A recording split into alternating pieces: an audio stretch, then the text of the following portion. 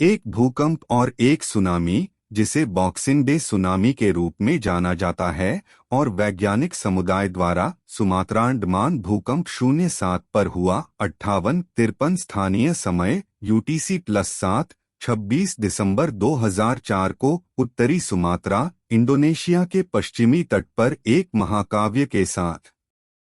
यह एक समुद्र के नीचे का मेगाथ्रस्ट भूकंप था जिसने 9.1-9.3 m की तीव्रता दर्ज की, जो कुछ क्षेत्रों में 9 तक एक मर्केली तीव्रता तक पहुंच गया। भूकंप बर्मा प्लेट और इंडियन प्लेट के बीच की फाल्ट के साथ फटने के कारण आया था। सुनामी की भीषण लहरों का सिलसिला 30 मीटर तक बढ़ा। पानी के नीचे भूकंपीय गतिविधि अपतटीय द्वारा बनाई जा रही के बाद उच्च एक बार अंतर्देशीय शीर्षक हिंद महासागर के आसपास के तटों के साथ समुदायों को तबाह कर दिया गया था, और सुनामी ने 14 देशों में अनुमानित 2,28,000 लोगों को मार डाला, जिससे यह दर्ज इतिहास में सबसे घातक प्राकृतिक आपदाओं में से एक बन गया। सीधे नतीजों से आसपास के देशों के तटीय प्रांतों में रहने और वाणिज्य में बड़ी बाधाएं आईं, जिनमें आचे, इंडोनेशिया, श्रीलंका, तमिलनाडु, भारत और खाओलाक, थाईलैंड शामिल हैं। बांदा ऐसे में सबसे ज्यादा मौतें हुईं। भूकंप अब तक दर्ज किया गया तीसरा सबसे बड़ा था, 21वीं शताब्दी में सबसे बड़ा था और 8 से 10 मिनट के बीच अब तक की सबसे लंबी अवधि की गलती देखी गई थी। इसने ग्रह को 10 मिमी (0.4 इंच) तक कंपन करने का कारण बना दिया और अलास्का के रूप में दूर तक भूकंपों को भी ट्रिगर किया। इसका केंद्र सिमुलुए और मुख्य भूमि सुमात्रा के बीच था।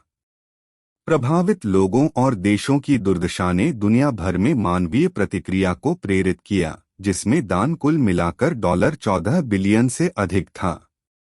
भूकंप के करीब 2 घंटे बाद सुनामी भारतीय मुख्य भूमि के दक्षिण पूर्वी तटरेखा के साथ आंध्र प्रदेश और तमिलनाडु राज्यों तक पहुंच गई।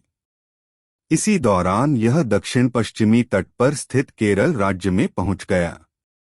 कुछ क्षेत्रों में स्थानीय उच्च ज्वार के साथ मेल खाते हुए 2 से 5 सुनामी आए। गृह मंत्रालय द्वारा मुख्य भूमि भारत में मापी गई सुनामी रनअप ऊंचाई में शामिल हैं।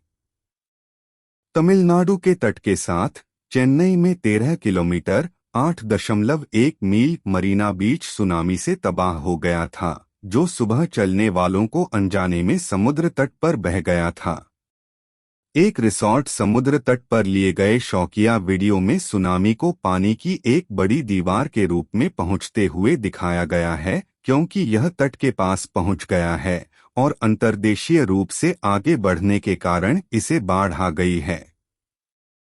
इसके अलावा 10 मीटर 33 फीट की काली कीचड़ वाली सुनामी ने कराईकल शहर को तबाह कर दिया, जहां 492 लोगों की मौत हो गई। समुद्री दीवारों द्वारा संरक्षित पांडिचेरी शहर अपेक्षाकृत अव्यवस्थित था।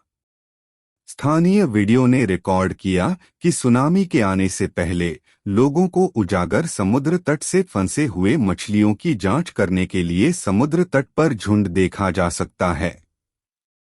इसके अलावा कन्याकुमारी के तटीय शहर में क्षितिज पर पानी की एक बड़ी दीवार को देखा जा सकता है और बाद में शहर में बाढ़ आने से पहले समुद्र तल को कुछ समय के लिए उजागर किया गया था। अन्य फुटेज में दिखाया गया कि सुनामी नाटकीय रूप से विवेकानंद रॉक मेमोरियल में दुर्घटनाग्रस्त हो गई। तमिलनाडु में सबसे ज्यादा प्रभावित क्षेत्र नागापट्टी था।